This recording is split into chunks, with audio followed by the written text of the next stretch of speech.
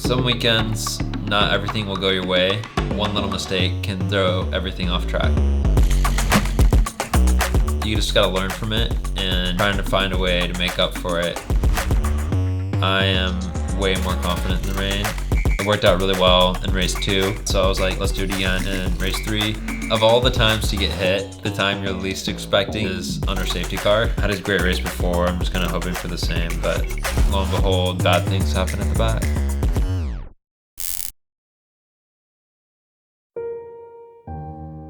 I feel very fortunate to have had a win so early in my career.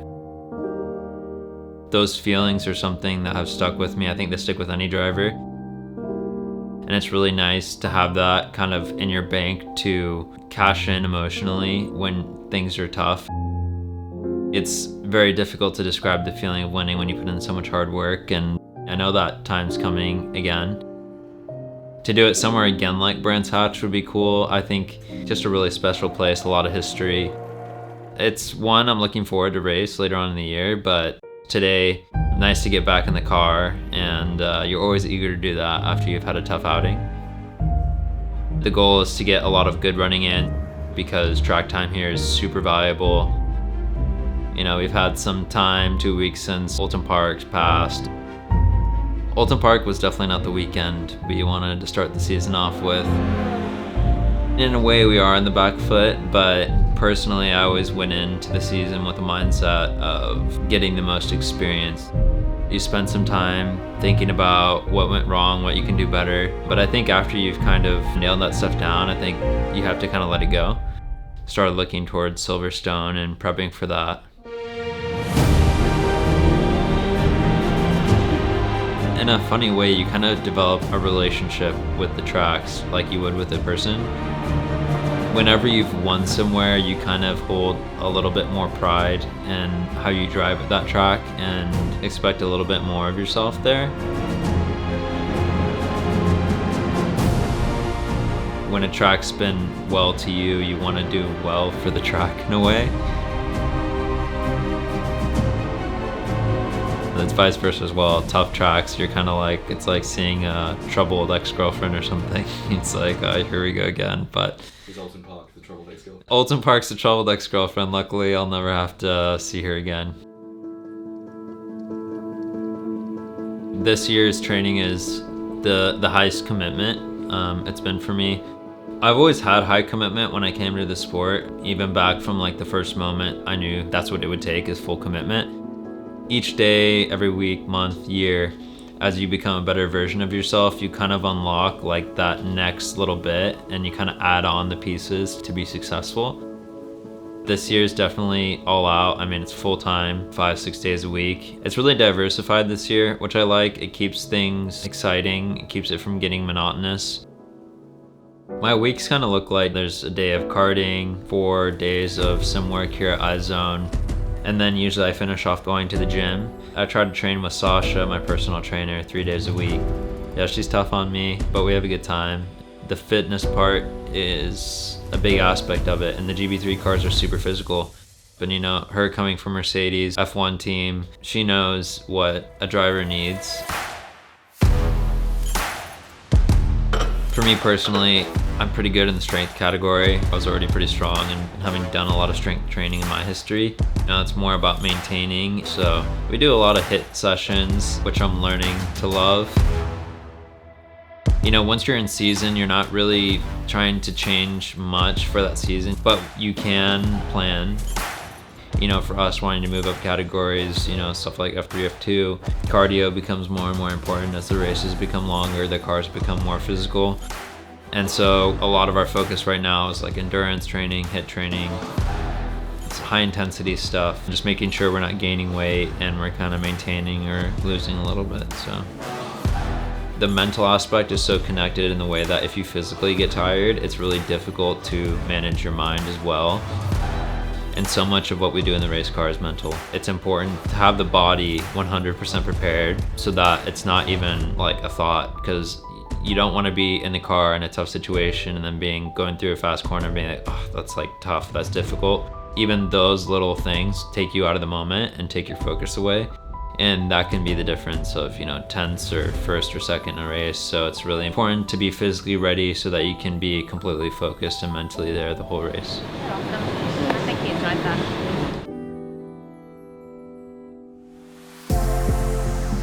We're here at Silverstone GP, home of British racing. Beautiful track, super historic, and really raceable, so it should be a good weekend.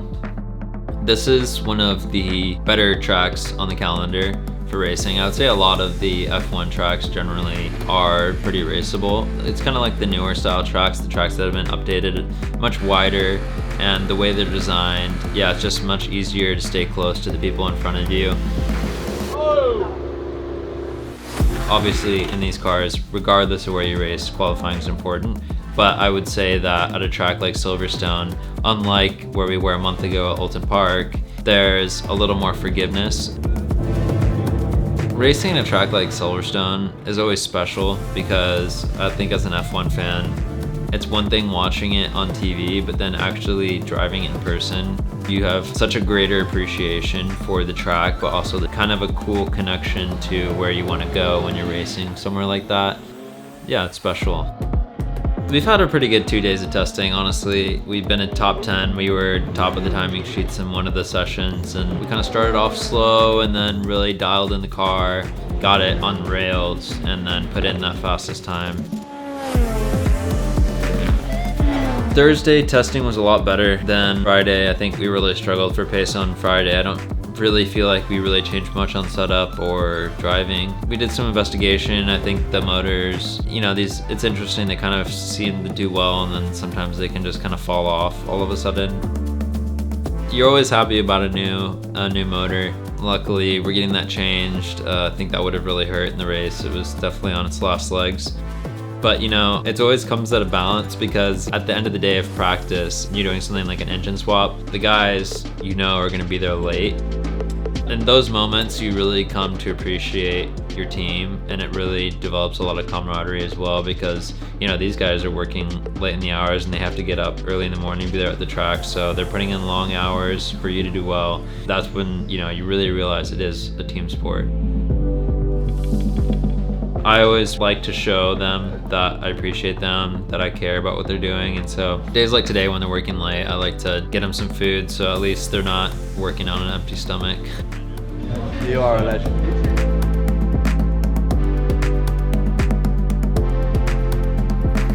Just have so much appreciation for the guys on the team, mechanics, engineers, Dan, team owner. If it wasn't for them, I wouldn't be able to be successful. Can't thank them enough.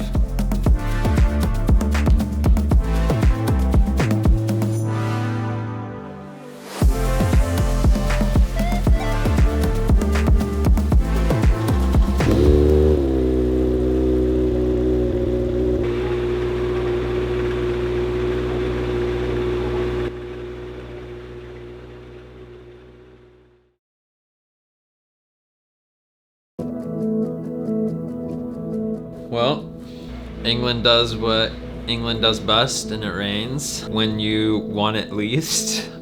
Difficult qualifying. It was really mixed conditions. It was definitely, full wets at the beginning, and then drying towards the end.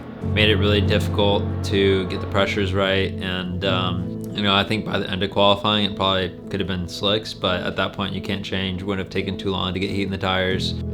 Conditions like that are when the British guys, the locals in this series really shine, because they've been driving in this stuff all their life. For people like me that with less experience, those are probably the most difficult conditions you can get. So things really have to come together in qualifying. Everything has to go right, and I didn't do my part and just took too long to get going. I think we did get the pressures wrong and we're a little high, which just means the tires fall off really quickly. And in hindsight, I needed to get my laps done very early on. When I really started driving well and consistent was towards the end, but at that point the tires weren't there to put down a competitive time. So it's a learning experience. It really takes a lot to come together, and I think the more experience you have, the more often that things do come together. You know, after having the qualifying we did, you have to shift focus. If you qualify at the back, you can't be expecting to finish on the podium. The focus shifts a lot more to your racecraft and making opportunities for yourself and taking every opportunity that comes to you. And I think as long as you do that, then you have to be happy with the results you get. Yeah, I mean, I'm as happy as I could be about race 1. I think, you know, drove really well, made up 6 spots, which is pretty good. Definitely had more pace than the guys in front. Had a fun race with my old teammate Colin. You know, we made up a lot of spots, had some really good racing, some good passes, had a good start, and 6 spots is really good, and I'll take it. Qualifying is important. It's always important, but it's not the end of the world when you don't qualify well. There's always opportunities to get by people, and I think races like that are proof of that. Having another race like race 1 would be a positive. This has been the wettest year I've ever had in this country. We are here.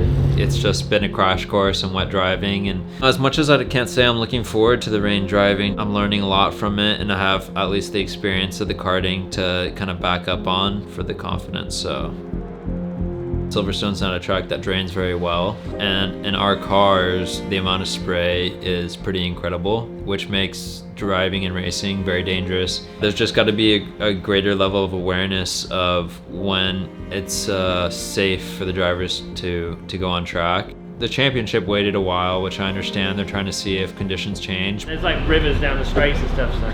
I really appreciate having a team boss like Dan, because it's not just about the racing for him. And you know, he made the call before even the series did. He was like, no guys, I'm not sending you out there in these conditions. It's too dangerous. It's not worth you guys getting hurt. The car is getting damaged. We're not gonna do it.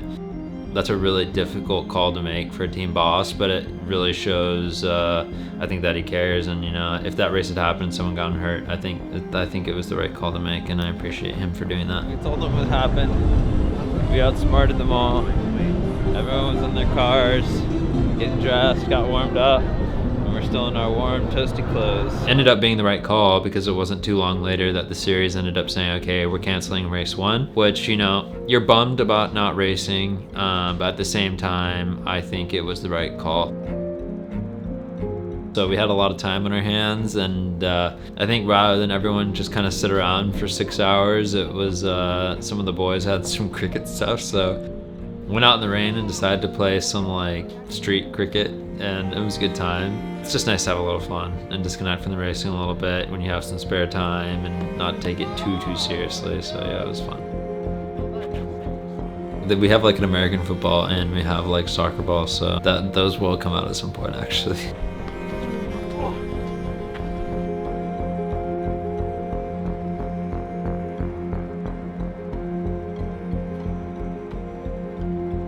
Yeah, I did a really difficult race 3. We actually had a really good start, made up a couple spots, but I think we just got the setup wrong. It made it so difficult to get out of the low speed corners. Ended up having to watch all the guys you pass you back, and you know, it wasn't necessarily a fun race, but there's, you know, what experience is what experience, and seat time is seat time, so you're never gonna have a perfect car, and I think it's just about adapting to what you have, and there were some important lessons in there with that, so. I think in racing there's a lot of parallels to life in general, and I found through my own personal life experience that there's really no such thing as good or bad. There's just experience, and I think hindsight always teaches you that. I think if you look back at your own life, you'll see that the difficult parts often taught you the most. I just know that there's important lessons and experiences to be had in these difficult weekends, and in hindsight, looking down the road to years from now, I'll actually be grateful for weekends like this. Obviously, it's not what you want. You're never going into a weekend hoping to be at the back, fighting your way forward, but I think once it's there, you just gotta take it on the chin and get back up and keep sticking to your training and keeping the hope alive and discipline, and just keep moving forward. Nothing's gonna deter me. I have such a strong will to succeed in this sport, and I'm just such a true believer that anything is possible and that you just never give up. I mean, I've listened to so many successful people, athletes, CEOs, and one of the things they always say is never give up. You know, weekends are difficult like this, but you just got to keep grinding away. I really truly believe that the results will come in time when they're meant to come. So yeah, I just stay positive and keep looking forward. I'm more focused on the process right now and trying to enjoy the journey as well. There will be a point when everything starts clicking and all the success starts coming and all the recognition for all the hard work we're doing right now will start coming, but it'll come when it's meant to. And yeah, just back to the grind.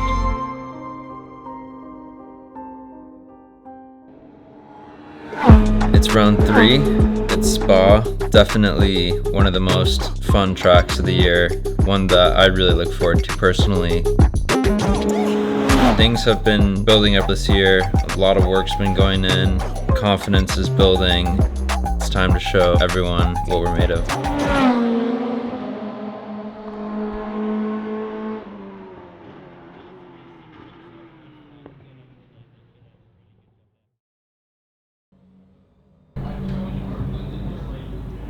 That's gonna be any good. This is a kind of chocolat waffle. It's kind of like a croffle. Kind of, basically a croffle. Been complaining about a stomachache all day, so perfect.